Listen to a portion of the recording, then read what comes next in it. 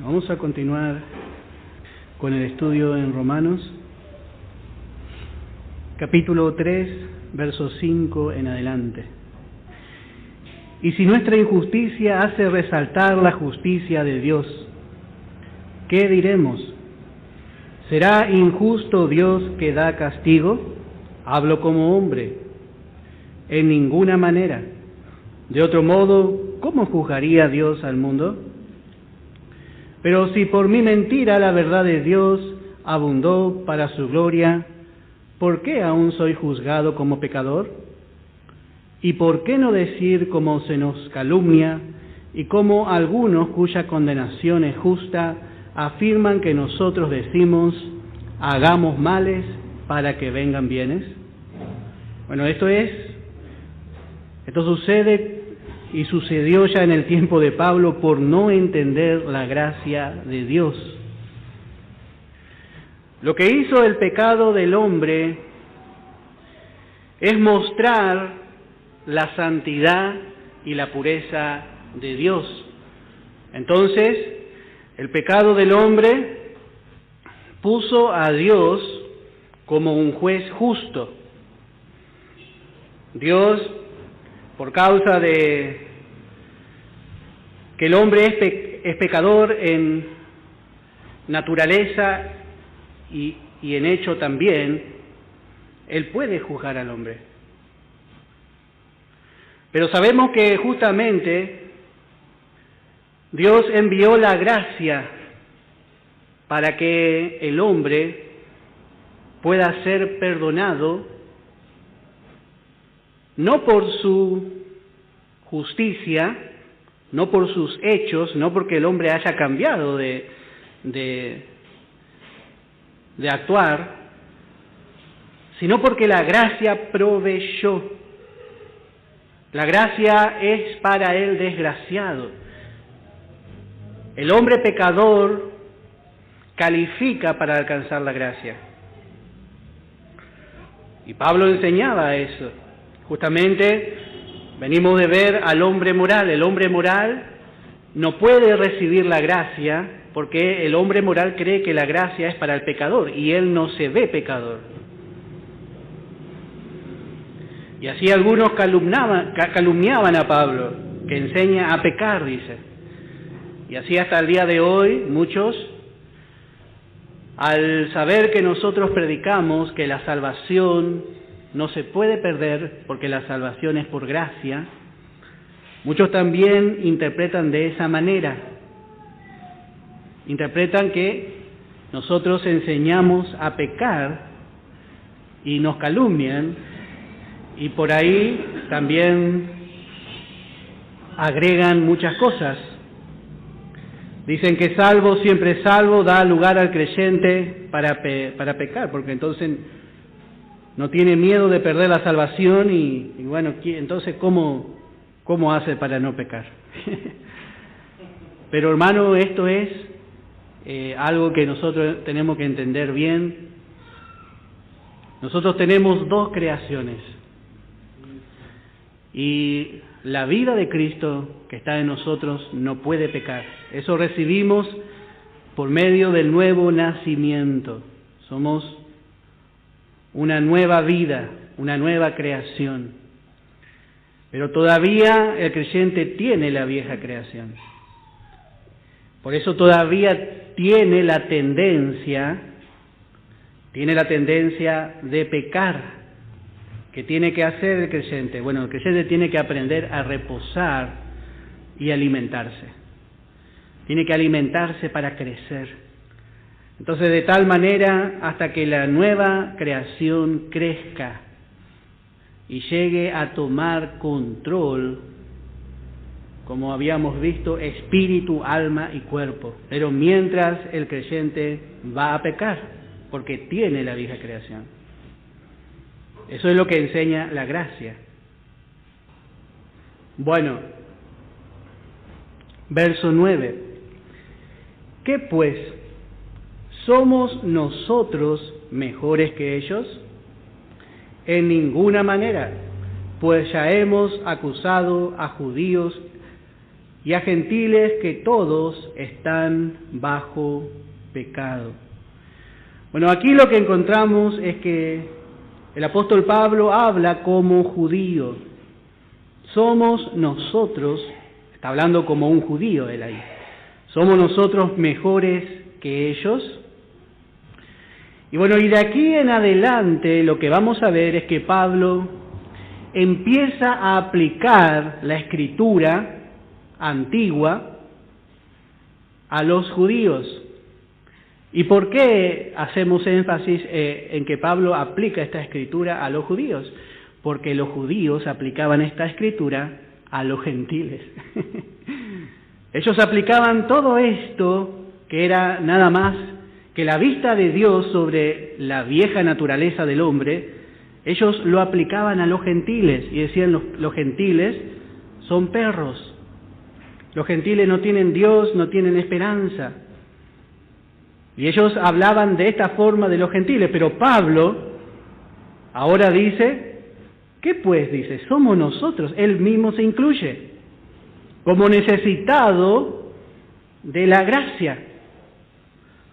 Y así vemos cómo la gracia ve al hombre. La gracia ve al hombre como una vieja naturaleza o como una nueva naturaleza. La gracia ve al hombre o en Cristo, o lo ve todavía, como vamos a ver cuando lleguemos al capítulo 5, en el primer Adán, como una vieja creación. No hay realmente ventaja para el judío. El judío, como estamos viendo en Isaías, aún la nación necesitaba convertirse.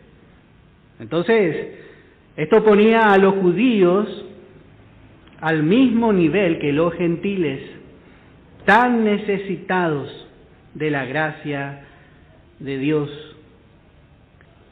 Y desde el versículo 10 hasta el verso 18, presenta al pecador sin Cristo, tal cual exactamente como es. Y esta porción es llamada la radiografía del pecador. La radiografía del pecador. Y vamos a leer, dice el verso 10, como está escrito: no hay justo ni aun uno, no hay quien entienda, no hay quien busque a Dios. Todos se desviaron a una, se hicieron inútiles. No hay quien haga lo bueno, no hay ni siquiera uno. Sepulcro abierto es su garganta, con su lengua engañan. Veneno de áspides hay debajo de sus labios. Su boca está llena de maldición y de amargura. Sus pies se apresuran para derramar sangre. Quebranto y desventura hay en sus caminos. Y no conocieron camino de paz. No hay temor de Dios delante de sus ojos. Bueno, acá vemos el veredicto de Dios. Dios examina al hombre y le ve lleno de pecado. Le ve lleno de pecado. Y así realmente Dios, por medio de la ley, había mostrado la condición del hombre, porque la ley, como habíamos dicho, es un espejo que muestra la condición, muestra realmente la situación del hombre. La ley mostraba, pero no cambiaba. La ley no puede hacer nada por el hombre. Solamente la gracia, como más adelante vamos a ver, proveyó por medio de la sangre la manera de cambiar al hombre.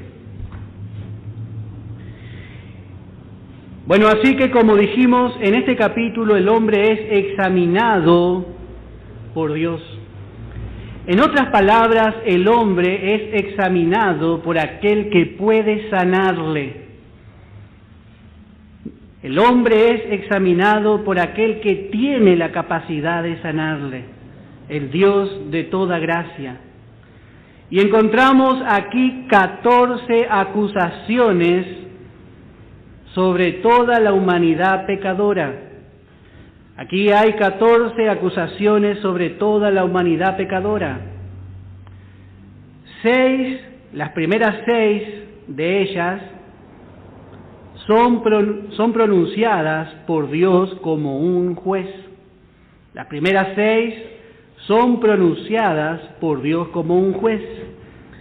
Y las 8 últimas, para completar las 14 acusaciones, el Espíritu Santo nos muestra a Dios, le presenta como un médico. Las primeras 6 son pronunciadas como Dios, como juez, y así es. Realmente Dios, como un juez, empieza diciendo no es justo, pero luego empieza a examinarle como un médico, como un médico. Primeramente dice, como está escrito, no hay justo. Dios como juez, examinando la situación, examinando el caso del hombre, ve que el hombre es injusto por naturaleza. Un hombre que es por naturaleza injusto no puede hacer obras justas. Aún su respirar, Dios abomina. El hombre necesita ser declarado justo. Por eso encontramos, dice, no hay justo. La palabra justo significa recto, inocente, como si nunca hubiese pecado. Pero en este hombre Dios ve pecado, porque el hombre, como sabemos, trae el pecado de Adán. El pecado de Adán fue traspasado de hombre a hombre. Y otra vez decimos que esto es conforme a la norma de Dios. Dios es el que está acá diciendo, porque el hombre tiene su norma. Y el hombre, sabemos que como hizo en el huerto de Edén, el hombre quiso cubrir su desnudez, quiso cubrir su estado injusto por medio de hojas de higuera. Esas hojas representan su justicia propia. Pero note que el ojo de Dios mira más allá y le sigue viendo como injusto. No hay justo. La religión no cambia la naturaleza del hombre. Lo único que hace es proveerle de un delantal. Y dice un hermano, y cuando se daba vuelta seguía desnudo porque el delantal cubre adelante. Y así es el hombre. Y quizá miraba a Eva y se jactaban de los delantales que ellos habían hecho. Pero note que el hombre aún tenía temor y se escondía de Dios. Porque la justicia del hombre no alcanza. No hay justo, dice Dios. No hay recto delante de sus ojos, delante de su mirada. Dice en Génesis capítulo 6, en el versículo 5, y vio Jehová que la maldad de los hombres era mucha en la tierra, y que todo designio de los pensamientos del corazón de ellos era de continuo solamente el mal. Así es el viejo hombre. Pero hermano, hay gente buena también. Hay gente que ayuda a los ancianos, que ayuda a los niños. Hay gente que va y viaja a otros países y dedica su profesión por años en ayudar al prójimo. Bueno, hermano, eso es justicia propia. Cada vez que una persona está haciendo eso, ¿sabe lo que está haciendo? Está rechazando el sacrificio del Hijo de Dios.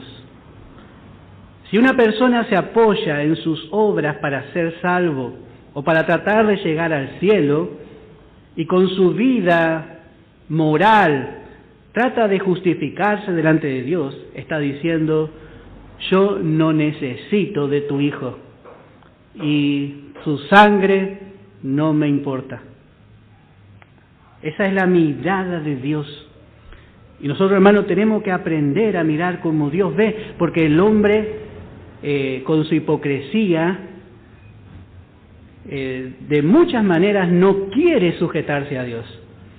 Y aparentemente es muy bueno, pero no se sujeta a Dios. Dios tiene su manera. Y el problema del hombre es que el hombre quiere vivir en rebelión. Quiere vivir en rebelión y encima quiere que Dios le alabe por su justicia. Dios no es impresionado por la justicia del hombre. Dios sigue diciendo: todo su pensamiento es de continuo al mal. Lo mejor que el hombre quiso hacer fue un delantal de hojas. Luego, cuando todo empezó nuevamente, hizo una torre, la torre de Babel, otra vez para sustituir la manera de Dios. Así es el corazón del hombre. Y luego empezó a forjar ídolos y por medio de la idolatría cambia a Dios. Ese es el pensamiento del hombre. Por eso nosotros no tenemos nada que ver con el hombre en su estado natural. Cuando nosotros venimos al Señor, el Señor empieza a cambiar nuestra mente, nuestra manera de pensar. El Espíritu Santo empieza a convencernos, a mostrarnos más acerca de Dios. Vamos a ver en Eclesiastés,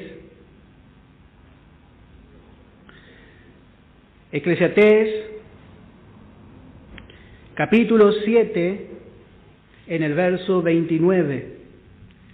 Dice: he aquí solamente esto he hallado, que Dios hizo al hombre recto, pero ellos buscaron muchas perversiones. Así Dios creó al hombre recto.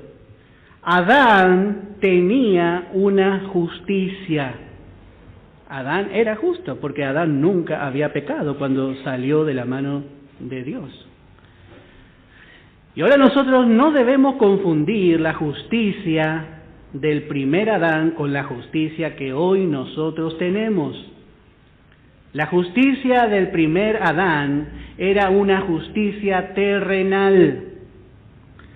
Y en esa justicia el hombre era inocente. Entonces Dios bajaba a tener comunión con el hombre sobre la base de su inocencia.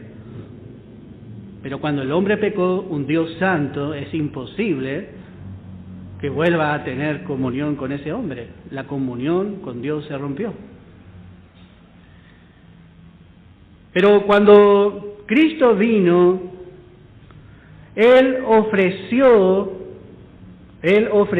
al hombre una justicia, pero esta no es una justicia terrenal.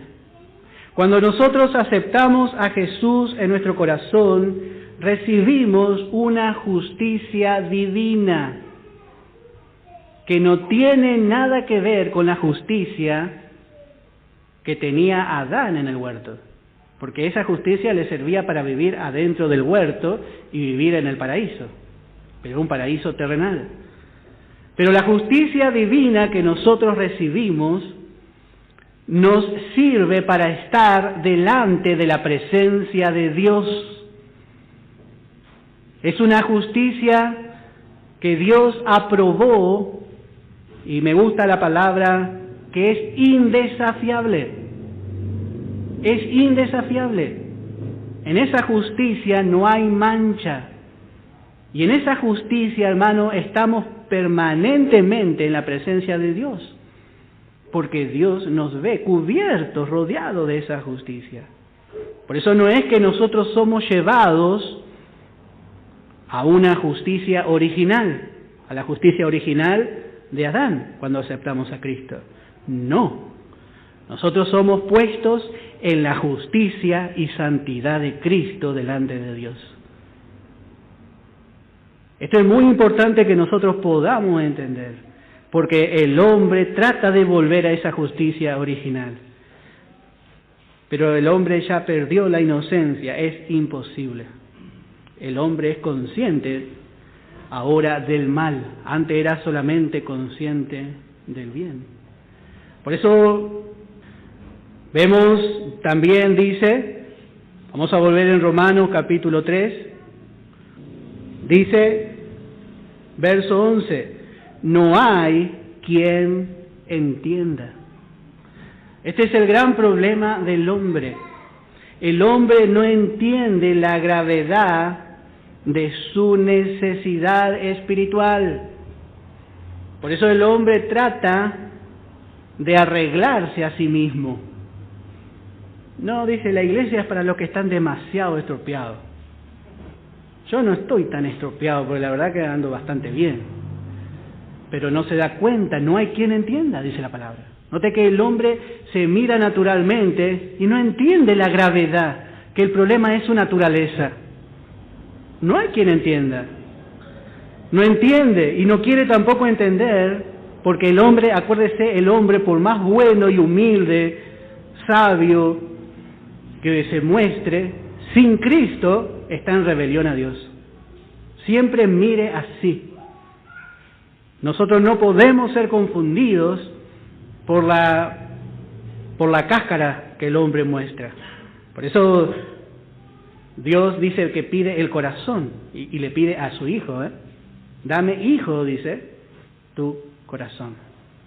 Pues nosotros siempre queremos darle la cáscara y así el hombre le quiere dar lo de afuera. El hombre no entiende la voluntad de Dios. No entiende. Vamos a ver en el Salmo 14, verso 1 al verso 3. Salmo 14, verso 1 al verso 3. Note la manera de hablar del hombre. Y aquí la palabra usa la palabra necio. Dice el necio en su corazón, no hay Dios. Se han corrompido, hacen obras abominables. No hay quien haga el bien. Jehová miró desde los cielos sobre los hijos de los hombres, para ver si había algún entendido que buscara a Dios.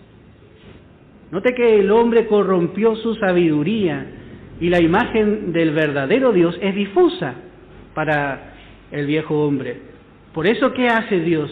Dios envía al Espíritu Santo para convencer el corazón de ese hombre y le da fe, le inyecta fe para que reciba a Cristo, porque el hombre por sí solo no podría nunca llegar a entender que necesita de Dios. Por eso es tan importante la tarea del Espíritu Santo. Él es el que convence al hombre de pecado. Por eso dice, Jehová miró, dice, desde los cielos sobre los hijos de los hombres para ver si había algún entendido que buscara a Dios. Pero no, el hombre cayó. Cayó y cayó con su sabiduría y cayó todo.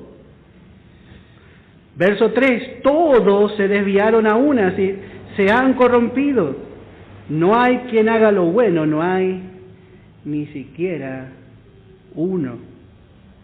Y así es la condición del hombre.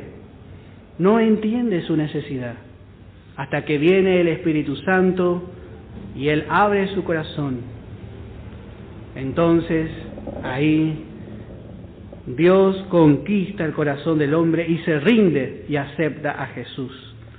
Esto es lo que ocurre cuando una persona, nosotros vemos que la persona viene y recibe al Señor, pero detrás nosotros no sabemos, hermano, todo lo que el Señor hizo, las cosas que movió para que esa persona venga y haga una oración de fe.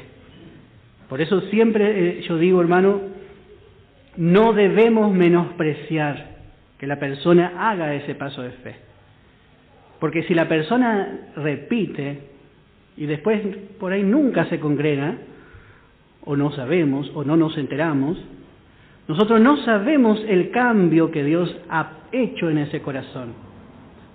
Porque, hermano, la persona está en rebelión contra Dios. Y cuando la persona viene al escuchar el Evangelio y se entrega porque el Espíritu Santo le conquistó y quizá años estuvo. Y quizá lo único que tenga es ser salvo de la condenación. Quizá nunca crezca porque nunca se alimente. Pero la salvación, nosotros no podemos contar a una persona por lo que vemos, por su fidelidad que es salvo, sino que la salvación es algo interior, invisible. Por eso la palabra dice que Dios conoce a los suyos. Ahí ya no entra el pensamiento del hombre. Bueno, Isaías 53, versículo 1, dice: ¿quién ha creído a nuestro anuncio? La voz de Isaías.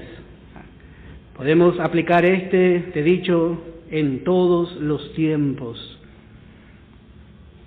Isaías predicaba y el pueblo se endurecía más, y así es hasta el día de hoy el hombre. ¿Quién ha creído a nuestro anuncio? ¿Y sobre quién se ha manifestado el brazo de Jehová? Subirá cual renuevo delante de él, delante de su Padre. Y como raíz de tierra seca, no hay parecer en él ni hermosura. Le veremos más inatractivo para que le deseemos. Despreciado y desechado entre los hombres. Note que el Evangelio es así porque el hombre desprecia y desecha al Hijo de Dios, al varón de dolores, al experimentado en quebranto. Y dice, y como que escondimos de él el rostro. Note que escondimos de él el rostro. Habíamos visto cómo el Evangelio es locura, era locura para los griegos, porque ¿qué Dios va a venir a sufrir? Van a ser pobres primeramente. Los semidioses de los griegos eran hombres fuertes. Hay uno que se llama Hércules, ¿puede ser? Y es forzudo, usted lo ve forzudo, gran, todo corpulento. Ese era el dios del griego. Pero el Dios, el verdadero Dios, nació en un establo. Y encima dice que la mayor victoria que tuvo fue colgado en una cruz. Es locura. Entonces, ¿qué hace el hombre? Dice, como que escondimos de él el rostro. No, yo paso de tu Dios. Fue menospreciado y no lo estimamos. Así es, porque el hombre, como la palabra muestra su condición, dice, no hay quien entienda. Por eso damos gracias a Dios, que Dios en su justicia, no es que hizo una obra nada más, sino que envió el poder del Espíritu Santo para que este hombre se convenza de su necesidad. Y así por eso estamos aquí nosotros, hermanos. Porque el Espíritu Santo nos ha convencido. Nos ha convencido, hermano. Somos tan necesitados. Y tenemos una fuente inagotable de gracia para poder calmar nuestra sed. Hermano, y a medida que vamos caminando, nos vamos dando cuenta que nuestra necesidad es más grande aún. Por eso, hermano, es conforme a la revelación de la gracia lo que nosotros vamos a alcanzar. Bueno, dice, no hay quien entienda. Verso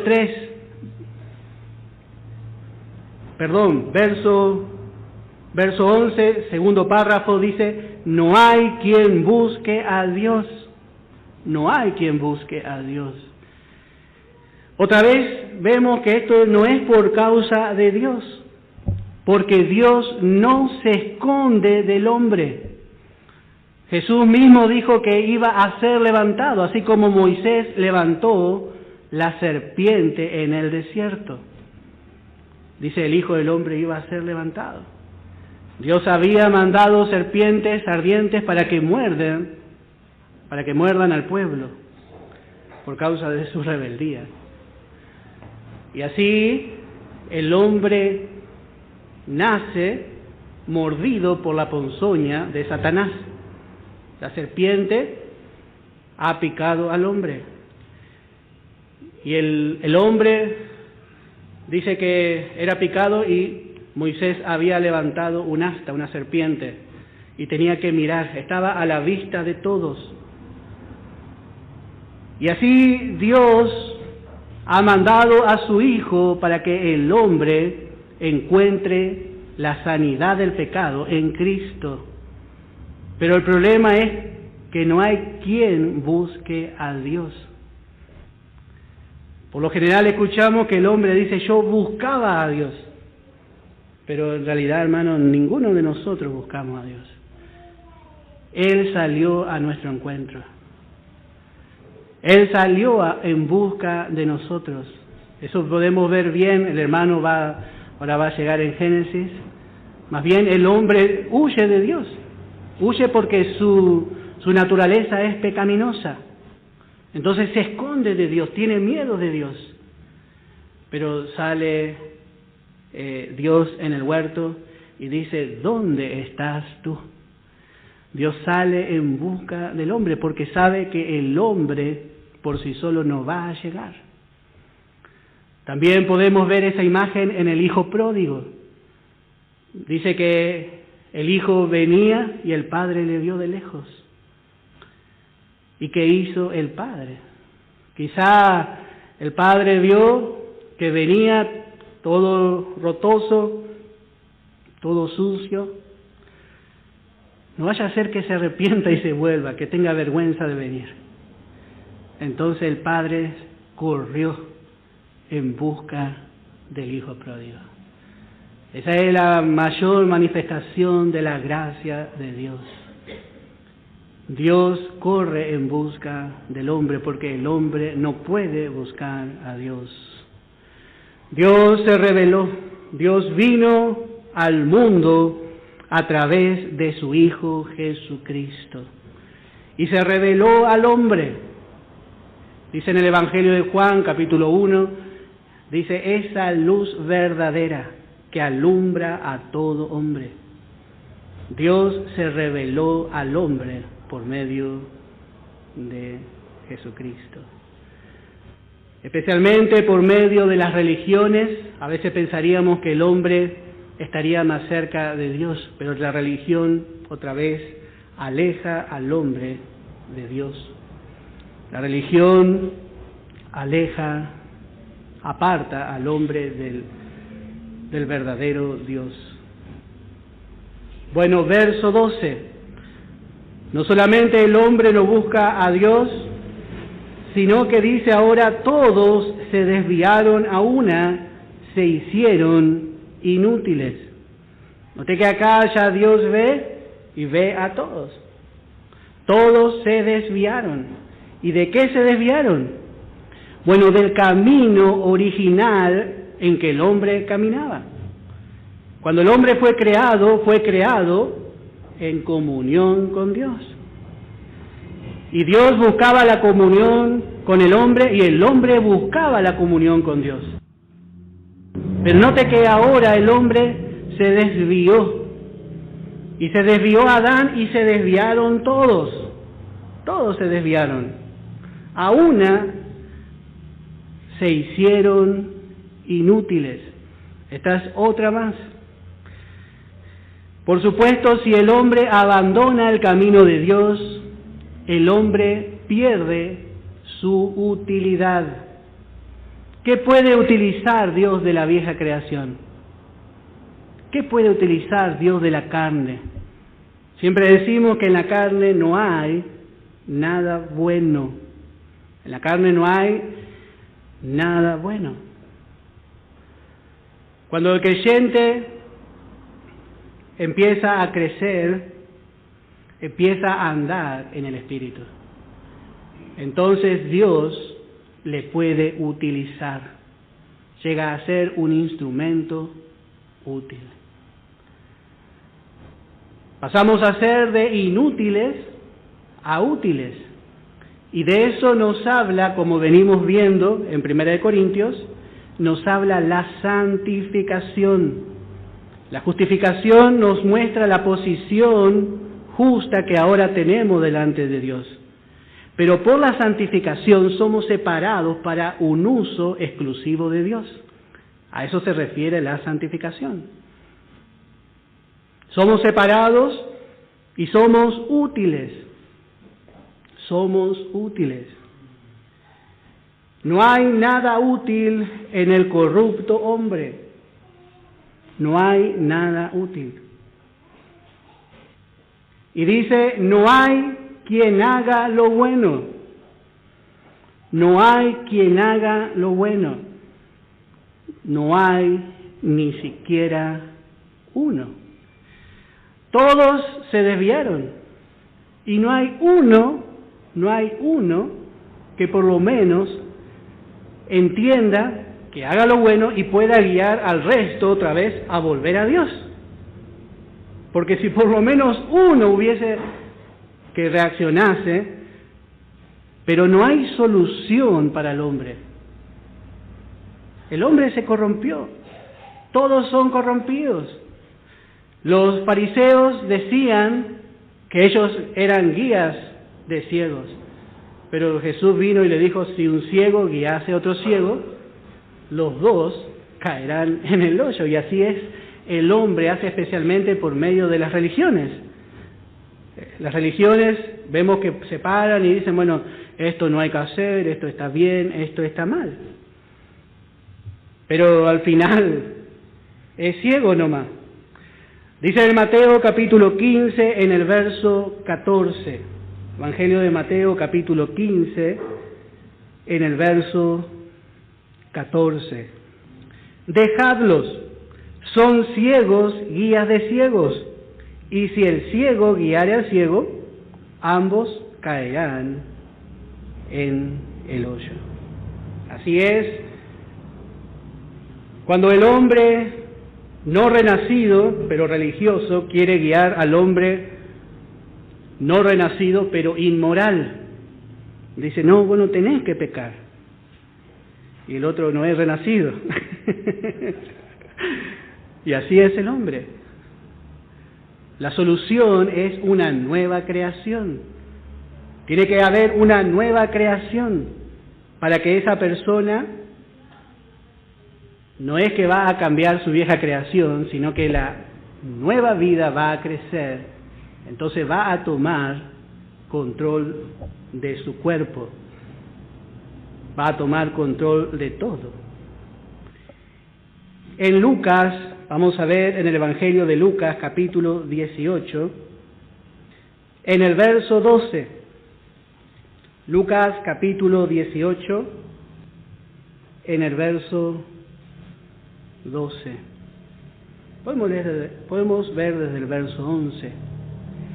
El fariseo puesto en pie oraba consigo mismo de esta manera. Dios. Bueno, note que él oraba consigo mismo. Así que, ¿a quién le llamaba Dios? Él nomás era su Dios. Dios, te doy gracias porque no soy como los otros hombres, ladrones, injustos, adúlteros, ni aun como este publicano. Ayuno 2 veces a la semana, doy diezmos de todo lo que gano. Mas el publicano, estando lejos, no quería ni aun alzar los ojos al cielo, sino que se golpeaba el pecho diciendo, Dios, sé propicio a mi pecador. Bueno, así vemos al hombre con su justicia propia. El hombre, se pensaba que era bueno. Ese es el gran problema del hombre. Muchas veces el hombre piensa que es mejor que otro, y así a veces eso también entra en el creyente. Pero hermano, todos tenemos la vida de Cristo si somos hijos de Dios. Y lo único bueno que hay en nosotros es la vida de Cristo. Y damos gracias a Dios, porque hermano, no podemos actuar de esta manera. El publicano tenía realmente muchas cosas, pero él quería ser propicio. Verso 14 dice, os digo que éste descendió a su casa justificado antes que el otro, porque cualquiera que se enaltece será humillado, y el que se humilla será enaltecido. La gracia es para aquel que reconoce su necesidad. Si el hombre no reconoce su necesidad, va a ser humillado. Su religión no le va a salvar. Pero si el hombre reconoce su necesidad, bueno, será enaltecido porque tendrá vida eterna. Así que vemos las primeras 6 acusaciones que Dios hace como juez. Ahora vamos a ver 8, podríamos decir, diagnósticos que Dios hace ya como un médico. Tanto como juez, es importante que Dios dé un veredicto, porque si Dios dice que es injusto, injusto será. Pero Dios también tiene poder de justificar al hombre como juez, como el juez soberano de toda la tierra. Dios puede justificarle, pero ahora le vamos a ver como un médico, y como un médico puede sanarle. Acá vamos a ver el pecado como una enfermedad. Bueno, primeramente encontramos verso 13. Dios, como si dijera Dios, a ver, abra la boca. Y abre la boca el viejo Fernando. Y mira la boca del viejo Fernando y dice, sepulcro abierto de su garganta. Nuestra vieja creación es así. Sepulcro abierto. Hay olor a muerto, dice Dios. Por adentro está el problema. Y así es el hombre. Abre su boca y solamente sale lo que está en su interior. Podemos leer en el Salmo 5, en el verso 9.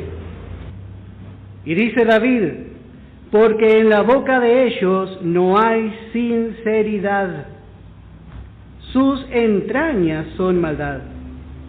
Sepulcro abierto es su garganta. Con su lengua hablan lisonjas. Bueno, así vemos que es la vieja naturaleza del hombre. Dios le está examinando y sabemos lo que es una boca, ¿no? Que da mal olor. Hay una enfermedad que se llama halitosis.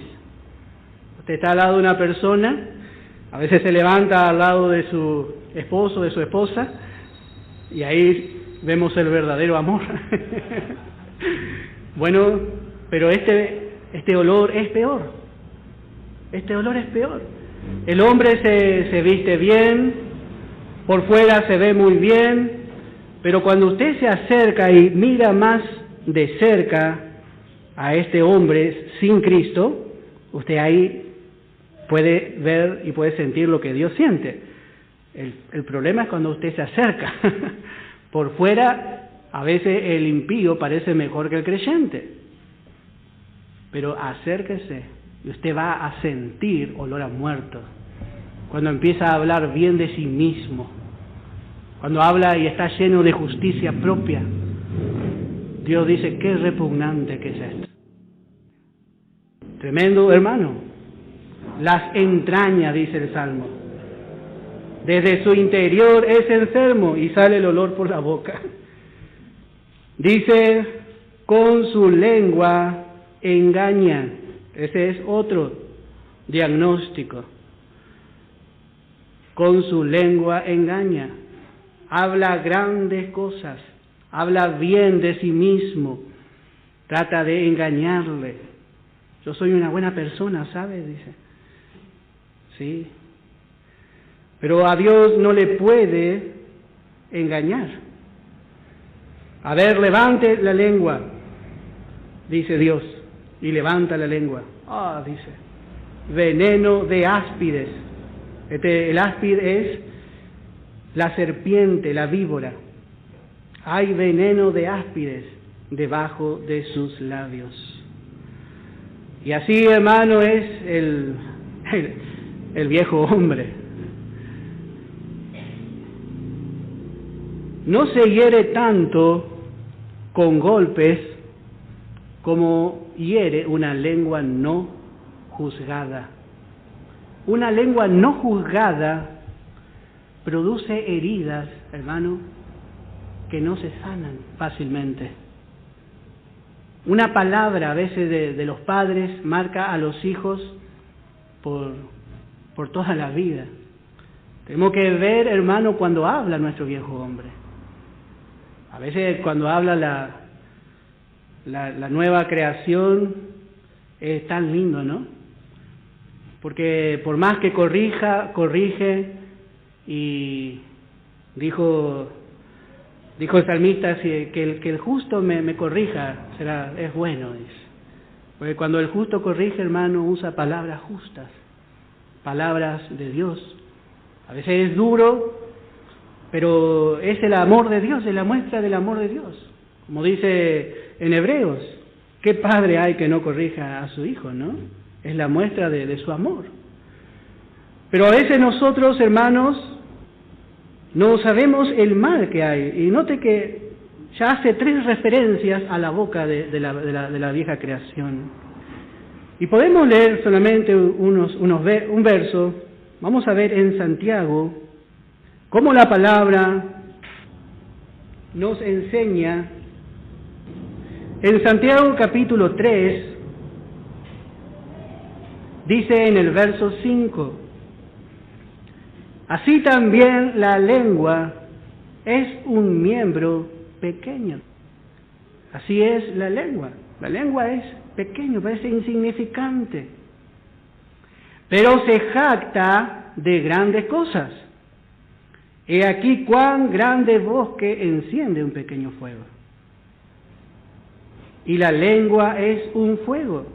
Y note, Santiago va más allá, porque la lengua es la punta del iceberg, podríamos decir. Pero usted va más allá y Dios dice, no, en la entraña, dice un mundo de maldad. La lengua está puesta entre nuestros miembros y contamina todo el cuerpo. E inflama la rueda de la creación. ¡Qué tremendo, hermano! Y ella misma es inflamada por el infierno. Porque toda naturaleza de bestias y de aves y de serpientes y de seres del mar se doma y ha sido domada por la naturaleza humana, pero ningún hombre puede domar la lengua, que es un mal que no puede ser refrenado, lleno de veneno mortal. Bueno, esta es la lengua del viejo hombre. Y no vamos a hablar porque todos ya conocemos el poder de la lengua. Pero, hermanos, que el Señor nos guarde, hermanos. Que el viejo hombre no tenga espacio en nuestra vida. A veces, hablamos y hacemos daño a nuestros hermanos, a nuestra propia familia. Y, hermano, que nuestro corazón esté lleno de la palabra de Dios. Que la palabra more en abundancia. ¿Y sabe lo que va a ocurrir? Bueno, de la abundancia del corazón va a hablar la boca. Si nuestro corazón está lleno de la palabra de Dios. Lo único que puede refrenar el viejo hombre es la palabra. Por eso estamos estudiando la palabra. Esto no es una teoría nomás. Es linda la teoría. Pero hermano, este mensaje que nosotros estamos recibiendo tiene poder para vencer la carne, al mundo y a Satanás también. Pero tiene que ser apropiado con fe. Cuando nos reunimos, vamos a hablar de la palabra. Acuérdense que Dios está anotando en su libro de memoria. Dios está anotando, hermano. Qué lindo cuando nos juntamos y hablamos de la palabra. de la predicación del domingo, de la predicación del miércoles. Mire, el hermano enseñó esto. ¿Cuánto tiempo perdemos a veces en prepararnos, hermano? Y habla el viejo hombre. Y hermano, nunca va a ser para bueno lo que el viejo hombre hable. Bueno.